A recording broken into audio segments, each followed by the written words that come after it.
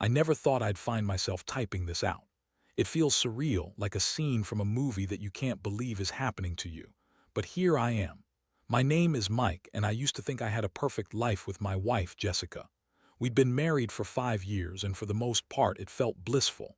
We had our ups and downs like any couple, but I believed we were solid. That was until everything started to unravel. In hindsight, there were signs, subtle at first.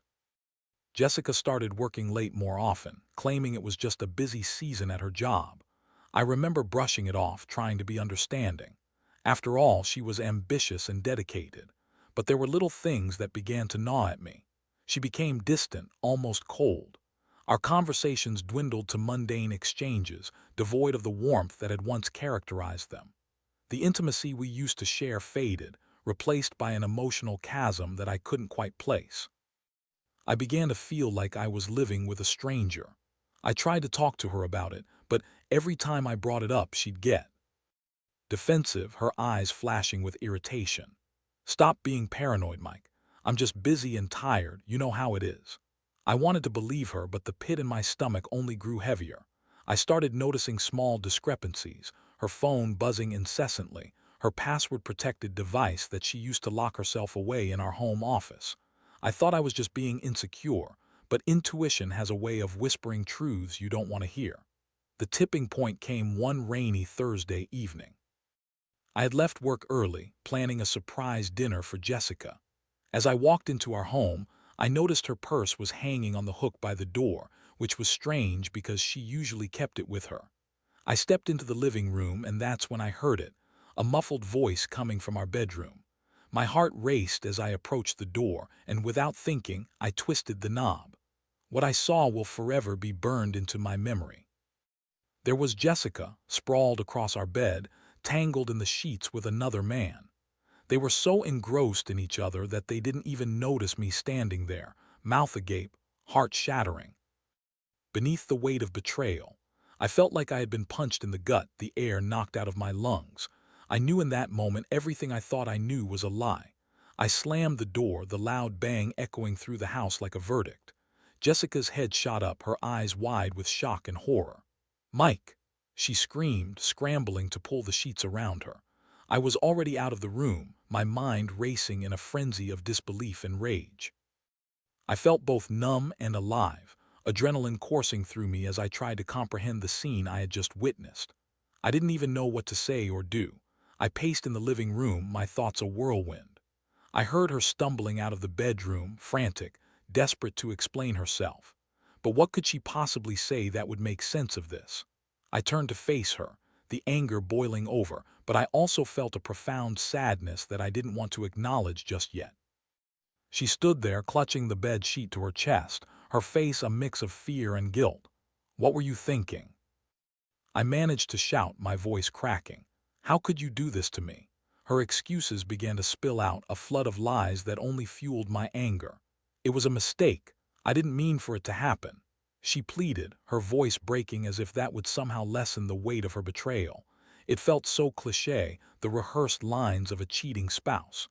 I wasn't buying any of it, not for a second. And that's where the real emotional roller coaster began for me.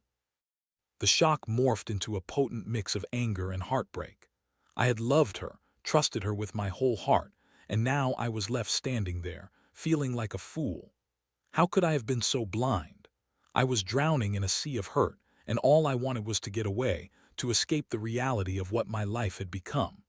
As the confrontation turned into a blur of accusations and half-hearted apologies, I felt a resolve beginning to form within me. I couldn't just stand by and let this happen without a plan. I needed to make her understand the consequences of her actions, the depth, the betrayal she had inflicted. But for now, I was just a man standing in his living room, realizing that the life I once knew was gone forever. The emotional impact hit me hard, bringing with it a wave of sorrow that threatened to pull me under. I had to think clearly, though, and figure out what to do next. I wasn't done yet. This was just the beginning. I took a deep breath, trying to regain my composure. This would not end quietly. The confrontation with Jessica felt like a surreal nightmare. I had never imagined my life would take such a dark turn. After our initial explosion of words, we both fell silent, the air thick with tension. I stood there, fists clenched at my sides, wrestling with a storm of emotions. The betrayal was a raw wound, and I could feel it festering with each passing second. Jessica, on the other hand, looked like a deer caught in headlights, her panic palpable. "Mike, please, just listen to me," she finally said, her voice trembling. "I never meant for it to go this far.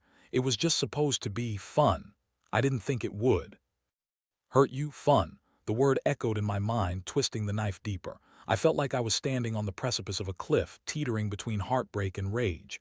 Could she really be that callous? I wanted to scream to make her feel the pain she had inflicted on me. Instead, I took a step back, forcing myself to breathe through the storm of emotions. "You didn't think it would hurt me?" I spat, incredulous. "You think cheating is fun? What kind of twisted logic is that?" I could see her scrambling for words, trying to construct a defense, but nothing she said could justify what had happened. I watched her closely as she grasped at straws, each excuse sounding more ridiculous than the last. I felt neglected. "You were always at work and I just wanted some excitement." Excitement? I felt my anger boiling over again. "So you decide to sleep with another man? That's your idea of excitement?" I could feel the betrayal morphing into a new kind of fury, the kind that demanded retribution. In that moment, I made a decision. I wasn't just going to wallow in my pain. I was going to make her understand the magnitude of her betrayal. But it wasn't just about her. It was about me finding some semblance of control in a situation where I felt completely powerless. I needed to reclaim my dignity, to show her that actions have consequences. "Get out," I said, my voice cold and steady, the weight of my words hanging heavily in the air. "I need time to think. I can't even look at you right now." Her eyes widened in disbelief. "Mike, please don't do this." "I can fix this, we can fix this." But I was already shaking my head, the decision firm. There was no fixing this. Trust, once broken, doesn't heal overnight. It felt like she had shattered a glass, and no matter how hard I tried, I couldn't put the pieces back together. "Just leave, Jessica. I need some space." Seeing the hurt in her eyes actually hurt me too, but I couldn't let that show. I watched as she gathered her things, her movements frantic and desperate. I felt like a ghost in my own home, witnessing the disintegration of everything I had built with her. She was packing her clothes, and I could feel the weight of every item she tossed into her bag, a physical representation of our relationship being thrown away.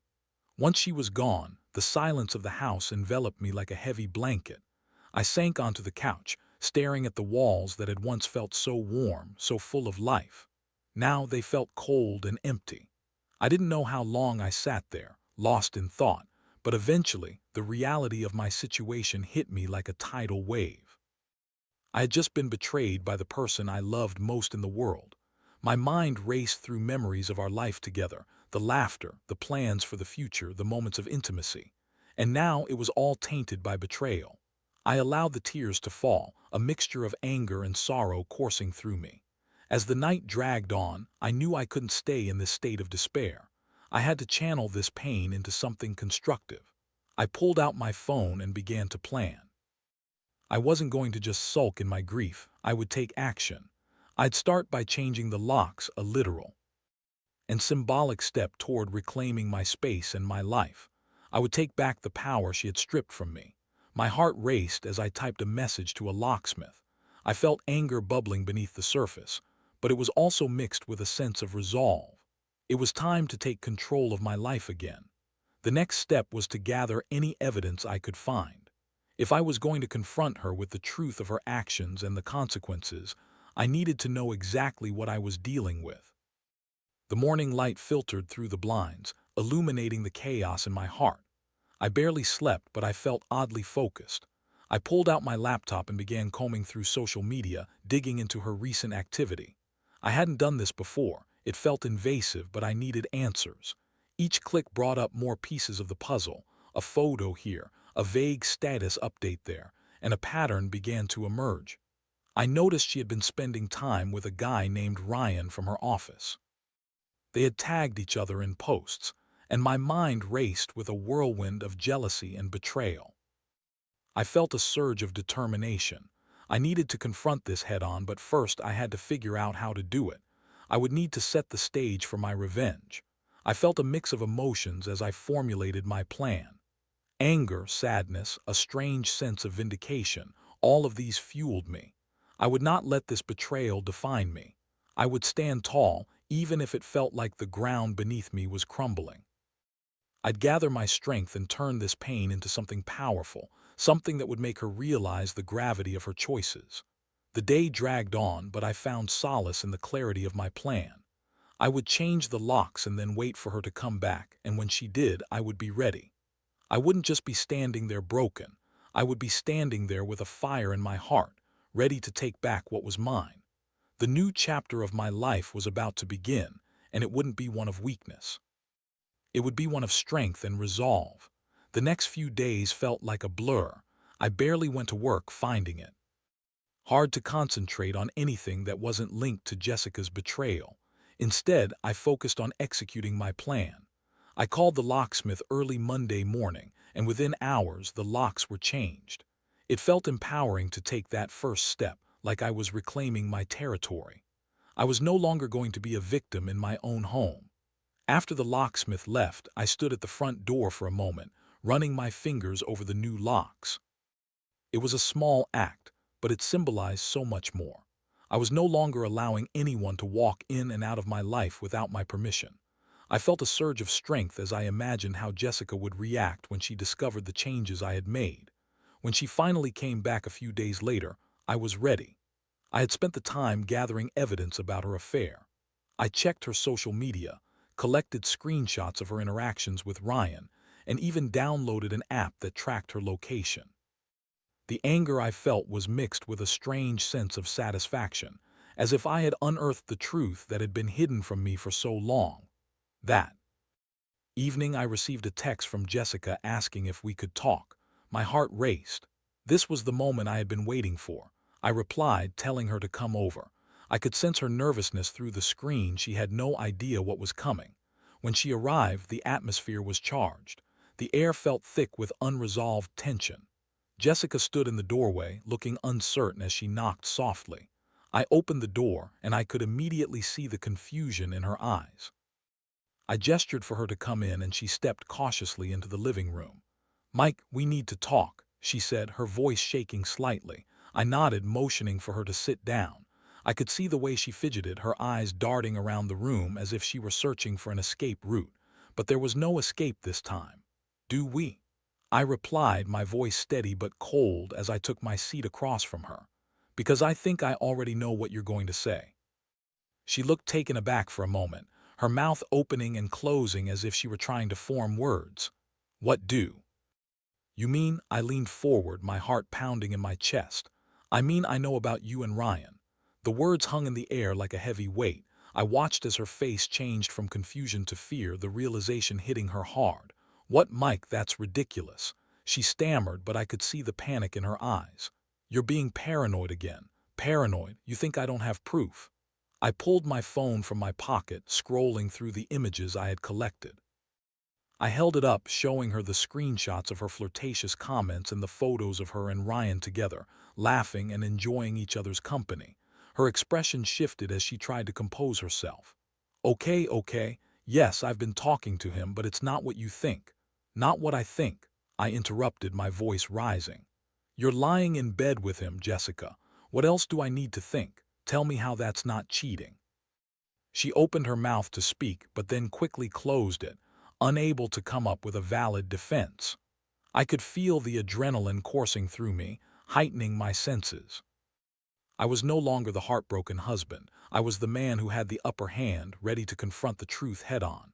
"I felt alone, Mike," she finally admitted, her tone softer, almost pleading. "You were always working late, and I just wanted someone who paid attention to me." "Someone who would sleep with you, you mean?" I shot back, my anger flaring again. "You didn't even try to talk to me about it. Instead, you chose to betray me." Jessica looked down, her shame palpable. "I know I messed up. Please, just give me a chance to explain. I never wanted to hurt you." The words felt like a knife twisting in my gut. "How can I believe anything you say now? You've made your choice. You've thrown away the trust we built. And for what? A fling?" She looked up at me, tears streaming down her cheeks.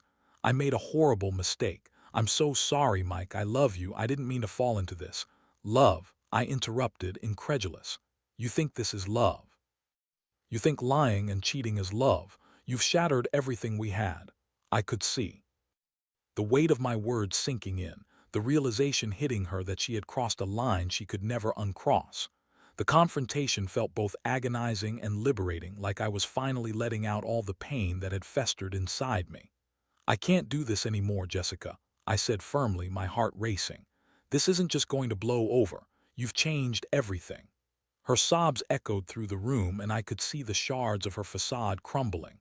Please, Mike, don't say that. I'll do anything. Just don't leave me. But I stood my ground, knowing that I couldn't back down. I had to protect myself, to reclaim my life and my heart. I need time to think, and you need to leave, I said, my voice steady. As she gathered her things, I felt a mix of relief and sadness wash over me. I would never forget the moments we shared, the love we had built, but it was gone now, evaporated into thin air. I watched her walk out the door, the finality of it all settling heavily on my shoulders. Once she was gone, I sank onto the couch again, my heart aching but resolute. The emotional impact of the confrontation crashed over me like a wave, but I felt stronger than I had in days. I was finally standing up for myself, refusing to let her betrayal define me. I had a long road ahead, but I knew I was on the right path. It was time to move forward, to rebuild, and to reclaim my life.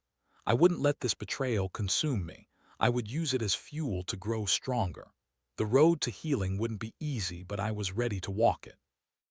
After Jessica left, a feeling of quiet settled over the house, almost eerie in its contrast to the chaos that had just unfolded. I sat on the couch for what felt like hours, the silence echoing her absence. My heart still raced from the confrontation, and I could feel the adrenaline fading, replaced by an overwhelming tide of emotions. There was relief, anger, but mostly, there was a profound sadness that clung to me like a heavy cloak. I picked up my phone, tapping through social media mindlessly. I knew I should be focusing on my next steps, on moving forward, but I found myself scrolling through photos of happier times, snapshots of our lives that felt like they belonged to someone else. I stumbled upon a picture of Jessica and me from last summer, grinning widely at a beach party. I stared at it for a long moment, trying to reconcile the joyful faces in the photo with the reality of betrayal that had shattered our lives. Suddenly, I remembered something. In the chaos of emotions, I had neglected the most critical piece of this puzzle, figuring out what to do next. I needed a plan, not just for revenge, but for healing and moving forward. I couldn't just let this define me. I wanted to reclaim my life, my happiness, even if it felt like an uphill battle. First, I called my best friend, Josh. He had always been my confidant, the one person I could trust to tell me the truth, no matter how painful it might be. I needed his support now more than ever. When I finally reached him, I didn't sugarcoat anything. Jessica's been cheating on me. I need your help, I said, my voice trembling slightly as I spoke the words. Whoa, Mike, I'm so sorry, man. What happened? He asked, concern evident in his voice. I recounted the events of the past week, the signs I had overlooked, the confrontation, everything. Josh listened intently, offering sympathetic words and advice. You need to take care of yourself first. Forget about her and focus on what you need to do next, he urged. Yeah, but I want her to understand the consequences of her actions, I replied, feeling a surge of anger again. I can't just let this go. She needs to learn that betrayal has a price. Revenge won't heal you, Mike. It will only prolong your pain, Josh cautioned. But if you still want to proceed, I'll back you up. Just make sure you're ready for whatever comes next. As our conversation progressed, I realized he was right. Seeking revenge was tempting. It felt like a way to regain the power she had taken from me. However, I needed to ensure that whatever I did came from a place of strength and not desperation. I didn't want to be consumed by anger. After we hung up, I pondered my next steps. I needed to create boundaries. The first priority was to get a lawyer. I had already decided I wanted to separate. I didn't see a path to reconciliation after the level of betrayal I had experienced. The thought of discussing divorce made my stomach churn, but I knew it was the right move. The following day, I took a deep breath as I entered a law firm downtown. I felt out of my element, but I needed to gather all the information I could. The receptionist greeted me with a warm smile, and I felt a flicker of comfort amidst the chaos of my life. Just explaining my situation to the lawyer, Rachel, felt like a weight lifted. She listened without judgment as I shared my story, and she offered her professional insights, outlining my options clearly. Given the circumstances, we can move forward with a separation agreement. You want to protect your assets and ensure that any shared property is handled properly, she explained. But before we proceed, have you considered the emotional implications? It's a tough journey and you'll need support. Her words struck a chord with me. I hadn't fully processed the emotional fallout of this situation, nor had I considered how it might affect my future. I don't know how I'm going to deal with all this, I admitted, feeling vulnerability creep in. Rachel nodded understandingly. It's important to prioritize your mental health. Consider therapy. Sometimes talking to someone can help you navigate through the pain. By the end of our meeting, I left the office with a plan in place. I would initiate the separation, but I also made a commitment to seek therapy. I had spent so much time thinking about Jessica and her actions that I had ignored my own feelings. As the days passed, I began to find small ways to reclaim my life. I started exercising again, hitting the gym to release pent-up energy. I also reached out to old friends, those I had neglected during our marriage, and reconnected over coffee or drinks. Each time I laughed or shared stories, I felt a flicker of hope. I was still capable of joy, even if it felt foreign right now. But thoughts of Jessica lingered. I often wondered how she was coping with all of this. I had imagined my life without her feeling easier, but it was complicated. I found myself wondering if she regretted her choices, if she truly understood what she had lost. Eventually, the day came when I had to face her again. We had agreed to meet to discuss the logistics of our separation and what it would entail. The anxiety of that meeting gnawed at me, but I knew it was necessary. When I arrived at the coffee shop, I spotted her sitting at a table, her posture tense as she fiddled with her phone. She looked up when I approached, a mix of emotions flickering across her face. The woman I had once loved was still there, but she was now tainted by betrayal. "Mike," she said softly, her voice barely above a whisper. "Jessica," I replied, taking my seat across from her. The awkwardness hung in the air, almost palpable. "Let's just get this over with." She nodded, and we began discussing the terms of our separation. Each word felt like a dagger, a reminder of the love we had lost. As we talked, I could see the hurt in her eyes, but I also felt a sense of resolve. This was the end of one chapter, and while it was painful, it was also the beginning of a new one for me. I left that meeting feeling a mix of emotions, sadness, anger, but also liberation. I was taking charge of my life, and while the road ahead was uncertain, I knew I had the strength to navigate it. The process of healing was just beginning, and I was determined to emerge stronger on the other side. Each step forward was a victory, and I would not let this betrayal define my future. I was ready to rebuild. The weeks following my meeting with Jessica felt like a whirlwind. I had initiated the separation, and now I faced the daunting task of rebuilding my life. The adjustment was challenging. I was torn between the pain of loss and the excitement of new beginnings. I was also navigating the emotional aftermath, and some days felt heavier than others. Therapy became a vital part of my routine. I started seeing a therapist named Sarah who specialized in relationship issues. It was intimidating to talk about my feelings initially, but I quickly realized how therapeutic it was to express my thoughts in a safe environment. Sitting on her couch, I shared everything: the betrayal, the anger, the sadness, and my desperate to reclaim my life. "Mike, it's important to give yourself time to grieve the relationship," Sarah advised during one of our sessions. "You've lost not just a partner, but also the life you envisioned. Allow yourself to feel those emotions without judgment." Her words resonated with me. I had spent so much time trying to suppress my feelings, convincing myself I had to be strong. But strength also meant being vulnerable. I began to allow myself to feel the hurt, the confusion, and the anger. It was a cathartic experience, and I slowly started to find clarity within the chaos. During this time, I also focused on self-improvement. I started attending a local gym regularly, rediscovering my passion for fitness. The physical exertion became a release, washing away some of the emotional heaviness I carried. I felt stronger and more empowered each time I left the gym, and I began to take pride in my body and my health. Josh remained my rock throughout this journey. We spent weekends hanging out, going to movies, and venturing out to new restaurants. I appreciated his unwavering support. He listened without judgment and always encouraged me to focus on my own happiness. He even pushed me to try dating again, but I wasn't ready for that. The thought of jumping into a new relationship felt overwhelming, and I knew I needed more time to heal. As the weeks turned into months, I found myself in a better place. I was no longer mired in sadness. I was starting to feel hopeful again. I even took up new hobbies, painting classes, cooking, and even a weekend hike with a group of fellow outdoor enthusiasts.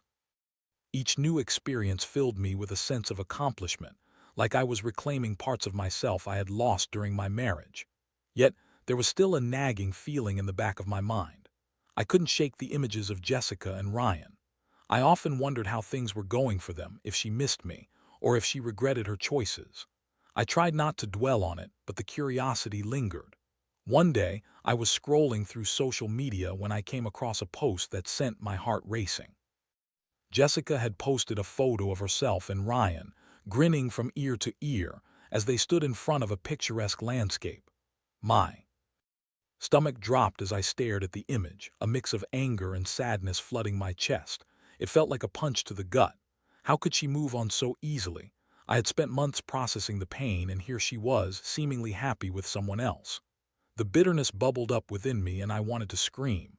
I quickly put my phone down, feeling the urge to lash out. But I knew that wouldn't help me heal. It would only prolong my suffering. Instead, I reached out to Josh. I needed to talk it out, to express the hurt I was feeling. I saw a photo of Jessica and Ryan, I admitted, when we met up later that week. They look so happy, and it just kills me. Josh frowned, his expression sympathetic. "I'm sorry, man, that's rough. But remember, it's just a snapshot of their lives. You don't know what's really going on behind the scenes. People often put on a facade to mask their pain." "I know, but it's hard not to feel like I'm the one left behind," I replied, frustration bubbling up. "I feel like I'm still processing everything while she's off living it up." "Hey, you're on your own journey. Healing takes time, and it's a personal experience. Don't compare your progress to hers. You're building a new life for yourself, and that's what matters," he reassured me. His words hit home. I needed to focus on my own path, on the steps I was taking to reclaim my happiness. I had come so far, and I couldn't let envy derail my progress. I took a deep breath, reminding myself that healing was not linear. Each day was a step toward recovery, and I had to trust the process. As summer approached, I felt a renewed sense of hope. I had been working hard on my fitness goals and was starting to see changes in my body. I even signed up for a local 5K run, something I had always wanted to do but never found the time for. I felt invigorated by the idea of crossing that finish line, not just physically but emotionally. One evening, as I trained for the run, I felt a surge of determination. I pushed myself harder, running longer distances, imagining crossing the finish line and celebrating my accomplishment. I realized that I was no longer running from my pain. I was running toward a new beginning. While I still thought about Jessica from time to time, the anger had dulled. I understood that I couldn't change the past or control what happened between her and Ryan, but I could control my own happiness and the choices I made for my future. As the day of the 5K approached, I couldn't help but feel a mix of excitement and nerves. I was determined to make this a personal victory, to prove to myself that I could overcome the challenges life threw at me. When the day finally arrived, I felt a rush of adrenaline as I stood at the starting line, surrounded by other runners eagerly awaiting the signal to go. As I took off, I felt the rhythm of my heart syncing with my strides. Each step felt liberating, and I found myself smiling as I pushed through the course. I was no longer bound by the pain of the past. I was running forward into a future that held endless possibilities. When I crossed the finish line, breathless but triumphant, I raised my arms in victory. I had taken a significant step toward reclaiming my life, and I felt a profound sense of accomplishment. I knew that healing was still a journey, but in that moment, I realized I was stronger than I had ever given myself credit for. I had come a long way from the heartbroken man who had found his wife in bed with another man. I was ready to embrace my future, no longer defined by betrayal but reborn through resilience. I was moving forward, and I was ready for whatever came next. After crossing the finish line of the 5K, a wave of exhilaration washed over me. I could hardly believe how far I had come in such a short time. The pain of Jessica's betrayal was still there, but it no longer consumed me. I was reclaiming my life piece by piece, and it felt empowering. The rush of endorphins made me feel invincible. I celebrated my accomplishment with friends from the running group, sharing laughs and high fives. It was a stark contrast to the solitude I had experienced just months before. I realized that the support system I was building around me, friends who genuinely cared, was an integral part of my healing process. As I drove home, I reflected on how different my life had become. I thought about Jessica and Ryan, the life they were building together, and for the first time it didn't hurt. I understood that her choices were hers and they didn't define me. I was no longer shackled by the past. I was ready to embrace my future, whatever it might hold. In the weeks that followed, I continued to focus on myself. I invested time in hobbies that sparked joy. I took up photography, exploring the city with my camera, capturing moments that reminded me of the beauty around me. I also started experimenting in the kitchen, trying out new recipes that brought a sense of accomplishment and creativity into my life. One evening, as I was prepping a new dish, my phone rang. I glanced at the screen and saw it was Sarah, my therapist. I hesitated but decided to answer. "Hey Mike, how are you?" she asked cheerfully. "I'm good. Really good, actually," I replied, a smile spreading across my face. "I just finished training for a 5K and I'm getting into some new hobbies." "That's fantastic too. Here, you sound so much more positive. How are you feeling about everything?" I paused for a moment, gathering my thoughts. I think I've finally reached a place of acceptance. I'm not angry anymore. I don't want to dwell on the past. I want to move forward." "That's a major breakthrough, Mike. Acceptance is crucial for healing. It sounds like you're making significant strides," she said, her voice full of encouragement. As we continued our conversation, I realized how much I had grown. I had taken the necessary steps to find peace within myself. I was ready to open up to new possibilities, including the prospect of dating. While it had been daunting to think about getting back into the dating scene, I felt more prepared than ever. A few weeks later, I decided to sign up for a local meetup group focused on outdoor adventures. I figured it would be a good way to meet new people and get outside my comfort zone. When I arrived at the first gathering, I felt a mixture of excitement and nerves. Would I be able to connect with anyone? To my surprise, it turned out to be one of the best decisions I had made. I met a woman named Emily who shared my love for hiking and photography. We hit it off immediately, bonding over our mutual interests. As we hiked through scenic trails and exchanged stories about our lives, I felt a spark that had been missing for a long time.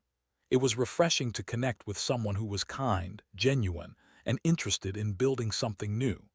As weeks turned into months, Emily and I continued to explore our connection. She had a playful spirit that brought joy into my life, and I felt myself opening up to her in ways I hadn't thought possible. I was cautious, of course. The wounds from my past still lingered. But with each laugh and shared adventure, I felt the weight of my past begin to lift. One evening, as we sat on a hilltop watching the sunset, I turned to her and said, "I didn't know if I'd ever be able to feel this way again." She looked at me with warmth in her eyes. "It's okay to carry your past with you, but it doesn't have to define your future, Mike. You're allowed to be happy." Her kindness melted away the last vestiges of doubt I had. I was finally ready to embrace love again, not as a replacement for what I had lost, but as something new and beautiful. As I looked out at the vibrant colors of the sunset, I realized that I had come full circle. The journey hadn't been easy. It was filled with pain, heartache, and moments of despair. But through it all, I had emerged stronger, with a deeper understanding of myself and what I wanted in life. Life after Jessica was no longer a source of bitterness. It was a canvas of possibilities waiting to be painted. I had learned valuable lessons about trust, love, and most importantly, about self-worth. As I smiled at Emily next to me, I felt a sense of gratitude. I was ready for whatever came next, excited to explore this new chapter of my life. I had transformed from a heartbroken man into someone who was eager to embrace the future, filled with hope and anticipation. The past would always be a part of me, but I was no longer its prisoner. I was free, and I was ready to live fully and honestly.